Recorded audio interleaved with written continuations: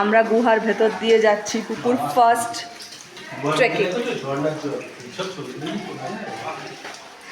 Nature, হ্যাঁ হ্যাঁ আমি দেখেছিলাম। নেচারের দিক দিয়ে পুকুর 6 ইয়ার্সে বড় বড় ট্রেকিং করেছে। ভাবতেও পারিনি যে আদিদেব এত ভালো ট্রেকিং করতে পারবে সকাল সকাল কিছু না খেয়ে বাবার সাথে। এটা মানে একটা বড় পাওনা আদিদেবের জীবনে। Very good আদিদেব। আদিদেব আর্মিতে যাওয়ার জন্য রেডি হচ্ছে আস্তে আস্তে। আর এই আমাদের এক্সিট হলো।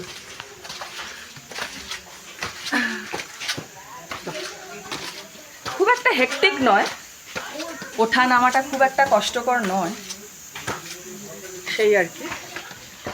আমরা এবার বেরিয়ে গেলাম। তাকাও বাবা আর আদিদেব, তাকাও বাবা আর আদিদেব।